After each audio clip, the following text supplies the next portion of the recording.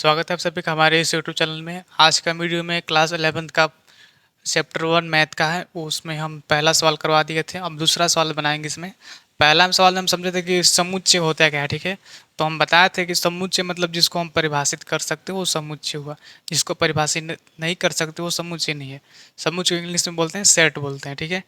तो आज हम उसी चैप्टर का दूसरा सवाल हल करेंगे, ठीक है। तो दूसरा सवाल में दिया है कि मान लीजिए ए बराबर एक सेट दिया है, एक समुच्चय दिया है ए में इस एलिमेंट दिया है। एलिमेंट मतलब अवयव होता है, ठीक है। तो 1 2 3 4 5 6 6 नंबर तक है और 6 एलिमेंट है, मतलब 6 गो नंबर है और 6 एलिमेंट भी है, ठीक है। 6 गो अवयव है, ठीक है। फिर बोला है कि रिक्त स्थानों में उपयुक्त एप्सिलन अथवा एप्सिलन नोट भरिए, ठीक है। ये एप्सिलन होता है, इसको बोलते हैं एप्सिलन है। इसको ऐसे होता है, ठीक है, एप्सिलन। इसमें भरना है, ठीक है। इसमें भरना क्या है, मतलब कि 5 खाली स्थान ए, मतलब इस जो 5 ए है इसमें दिख रहा है, जो ए है, ए मतलब ये है, ठीक है। तो ए में देखना है कि ये 5 जो संख्या है वो ए में है या नहीं, ठीक है। तो यहाँ पर देखिए ए में देखो 5 है कि नहीं, 1 2 3 4 है, 5 है, 5 है, मतलब कि इसका एप्सिलन एप्सिलन भराएगा, ठीक है। इसको ऐसे भराएगा, ठीक है इसमें 5 है, इसमें मतलब यहाँ भरा गया, ठीक है। ए में है 5। अब इसमें देखना है कि 8 ए में है या नहीं। ये समुच्चय दिया है, इसमें 8 है या नहीं। तो इसमें 8 नहीं है। 8 नहीं है मतलब कि इसको क्या हो जाएगा, इस तरह से इसे काट दिया जाएगा, मतलब एप्सिलन नोट, ठीक है। यहाँ पर 0 है तो 0 इसमें है, ए में 0 है, नहीं है ए में 0। तो इसको भी वैसा ही हो जाएगा, इसको देख करके इसको काट देना है, ठीक है।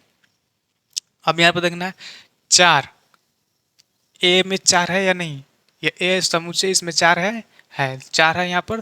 तो इसका हो जाएगा एप्सिलन, मतलब ये यही चिन्ह भराएगा, ठीक है। 2 इसमें है 2, या 1 है 2 है 2 है, तो यहाँ पर भी एप्सिलन हो जाएगा, ठीक है। फिर यहाँ पर दिया है 10, ए में 10 है या नहीं। ए में 10 नहीं है, तो इसका हो जाएगा एप्सिलन नोट, मतलब इसमें ये नहीं है। ये पहला सवाल इसका हो गया, ठीक है। अब आगे देखते हैं दूसरा सवाल। दूसरा नहीं तीसरा है, दूसरा बता दिया अभी, तीसरा है ना। तीसरा में बोला है कि निम्नलिखित समुच्चयों को रोस्टर रूप में लिखिए, ठीक है। रोस्टर रूप में लिखना है, ये भी जो भी है समुच्चय इसको रोस्टर रूप में लिखना है, मतलब कि इसको एक तरफ से इसका ओरिजिनल मान में लिखना है ना। जैसे कि ए बराबर दिया है एक्स जेड एक्स, एक्स एक पूर्णांक है, ठीक है। एक्स का मतलब है एक पूर्णांक है, और एक्स जो है वो -3 से बड़ा है और फिर 7 से छोटा है, ठीक है। तो -3 से बड़ा है और 7 से छोटा है, तो इसको जब हम बनाएंगे, इसको हल करेंगे, तो इसको कैसे लिख सकते हैं। इसको लिखेंगे ए बराबर हो जाएगा, जो भी जब समुच्चय जो लिखते हैं उसको हम मंजिला कोर्स में लिखते हैं, ठीक है। तो -3 से बड़ा है और फिर 7 से छोटा है, मतलब कि 7 से छोटा है, तो मतलब कितना हो जाएगा, -3 से बड़ा है ना, तो -3 से बड़ा है मतलब कि -2, फिर -1, फिर 0, फिर 1 2 3 4 5 6, यही ना होगा। 7 से छोटा है, ठीक है, तो 7 से छोटा 6 हो गया, और फिर -3 से बड़ा है, तो -3 से बड़ा यानी कि -2 -1 फिर 0, 1 2 3 4 5 6, ये हो गया इसका, ठीक है। इसका रोस्टर रूप यही हो गया, ठीक है। इसका ओरिजिनल मान हो गया, ठीक है। तो ये पहला हो गया इसका, ठीक है। अब दूसरा इसको देखते हैं। दूसरा में बोला है, दूसरा में, ठीक है, एक्स सच डेट एक्स, ठीक है। एक्स जो है संख्या 6 से कम एक प्राकृत संख्या है, मतलब एक्स का मान जो है 6 से कम है, ठीक है, और एक प्राकृत संख्या है, तो 6 से कम है तो क्या हो जाएगा, बी बराबर कितना होगा, 6 से कम है, मतलब कि 1 2 3 4 5, यही ना होगा। 6 से कम है तो यही 1 2 3 4 5, 6 से कम है। अब प्राकृतिक संख्या है तो 1 2 3 4, यही हो जाएगा। अब इसमें तीसरा देखते हैं। तीसरा में है तीसरा एक्स सच जेड एक्स, ठीक है। 2 अंकों की ऐसी प्राकृतिक संख्या है जिसके अंकों का योगफल 8 है, ठीक है। 2 अंक का कोई प्राकृतिक संख्या है जिसको जोड़ने पर, वो 2 अंक को जोड़ने पर 8 आना चाहिए, ठीक है, 8। तो ऐसा ऐसे संख्या लेना जिसको जोड़ने पर 8 आना चाहिए, वो 2 अंक होना चाहिए, ठीक है। तो सी में ऐसा कौन संख्या होगा, पहले हम 8 लेंगे तो ये नहीं होगा, ये तो एक अंक हो गया, 9 10 10 नहीं जोड़ेगा, 11 नहीं होगा, 12 नहीं होगा, 13 नहीं होगा, 14 नहीं होगा, 15 16 17 17 को देखते हैं। एक और सात है, एक और सात, अगर सात में एक जोड़ेंगे तो 8 हो जाएगा, मतलब कि 17 को हो गया, ठीक है। 18 नहीं होगा, 19 नहीं होगा, 20 21 22 23 24 25, 25 नहीं होगा, 26, हाँ 26, 26 छः दो और जोड़ देंगे तो कितना हो जाएगा, 8 हो जाएगा। तो 26 यहाँ पर हो गया। फिर अगर 26 हो गया, फिर 27 28 29 30 31 32 नहीं होगा, 33 34, 34 नहीं होगा, 35, 35 होगा, 5 और 3 5, ठीक है। इसको जोड़ देंगे तो 5 3 8 हो जाएगा, मतलब कि 35 भी हो गया, ठीक है। 35 हो गया। 36 37 38 39 40, ये सब नहीं होगा। 40 नहीं होगा, 41 42 46, 46 नहीं होगा, और 41 42, 42 नहीं होगा, 43 44 45 46 नहीं होगा, 40 नहीं होगा, 47 48 49। अब इसको उल्टा भी लिख सकते हैं, जैसे कि इतना हो गया, फिर 08 भी हो सकता है, 80 भी हो सकता है, ठीक है। कि अगर 8 में 0 जोड़ेंगे तो कितना हो जाएगा, 8 ही रहेगा, ठीक है। फिर इसको उल्टा भी लिख सकते हैं ना, 7 है तो 71 भी हो सकता है, 26 है तो 62 भी हो सकता है, ठीक है। 35 है तो 53 भी हो सकता है कि नहीं। तो इतना ही होगा, ठीक है। तो इसको क्या हो गया, यही हो गया इसका आंसर, ठीक है। यही हो गया। इसको जोड़ने पर योगफल इसका कितना, 8 आ रहा है। 7 में एक जोड़ देंगे, 17 है, 17 में इसको जोड़ देंगे तो इसको 8 हो जाएगा। 26 इसको जोड़ देंगे तो 8 हो जाएगा। 35 इसको जोड़ देंगे तो 8 हो जाएगा। 80 इसको जोड़ देंगे तो 8 रहेगा, ठीक है। 71 इसको जोड़ेंगे तो 8 रहेगा, और 62 इसको जोड़ेंगे तो 8 रहेगा, ठीक है। और 53 इसको जोड़ेंगे तो 8 ही रहेगा, ठीक है। तो इसको ऐसा होगा, ठीक है। इसमें और भी सवाल है, तीसरा चौथा पांचवा, इसको आगे बता रहे हैं, ठीक। अब तीसरा का चौथा सवाल देखते हैं, ठीक है। तीसरा का चौथा, तीसरा तक बता दें, तीसरा का तीसरा तक, चौथा आप देखते हैं। तीसरा का चौथा में डी में दिया है एक्स जेड एक्स। एक्स एक अभाज्य संख्या है जो 60 की भाजक है, ठीक है। एक्स क्या है, एक अभाज्य संख्या है और वो 60 के भाजक है, मतलब 60 को भाग करता है, ठीक है। तो कौन सा ऐसा जो अभाज्य होगा, तो 60 के भाजक होगा। अभाज्य मतलब कि जो केवल खुद से और एक से भाज होता है, ठीक है। जो खुद से और एक से भाग लगता है, जैसे कि एक है, वो तो एक तो होएगा, ठीक है। एक नहीं होगा, दो। मान लो कि दो है, दो केवल खुद दो से भाग हो सकता है और फिर एक से भाग हो सकता है, ठीक है। और किसी से भाग नहीं हो सकता। ऐसे ही संख्या बताना है कि कौन 60 को ऐसा भाज भाज करता है, ठीक है, मतलब भाग देता है, ठीक है। तो इसको बनाते हैं, ठीक है। डी बराबर कितना, डी बराबर, ठीक है।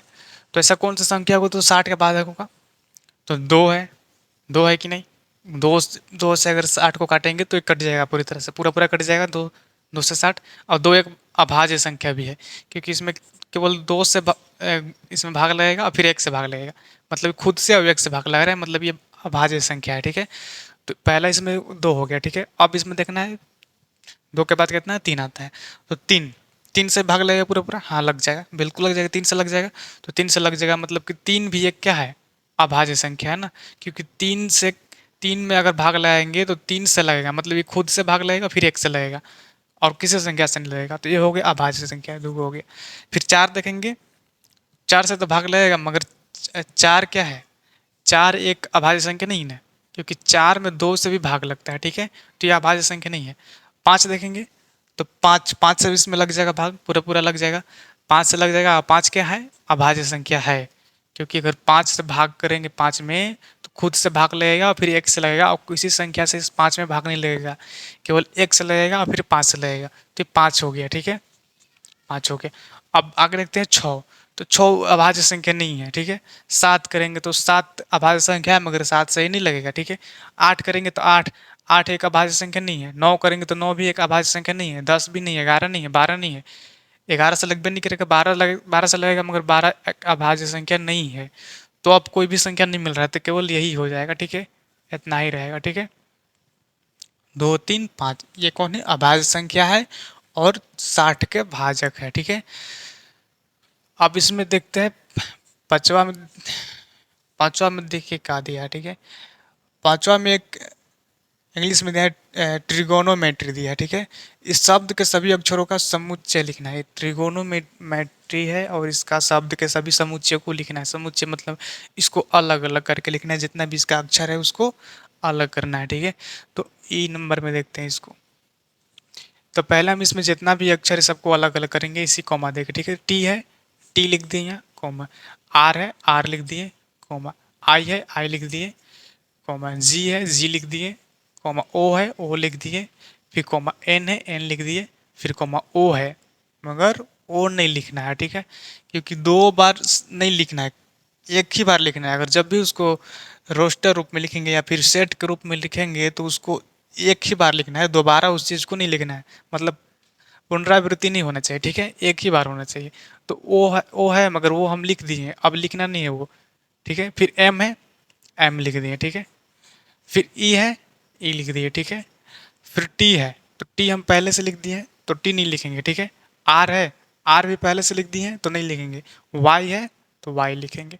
अभी हो गया, सेट हो गया, ठीक है। दो बार नहीं लिखना है, दो बार एक ही चीज को नहीं लिखना है, वर्ड को या फिर कोई नंबर को, ठीक है। तो एक एक बार लिखना है। टी है तो टी लिख दिए, फिर दोबारा टी है तो उसको नहीं लिखना है। अगर सेट के रूप में लिख रहे हैं तो उसको दोबारा नहीं लिखना है, ठीक है। तो इसको अब आप देखते हैं, छठा देखते हैं।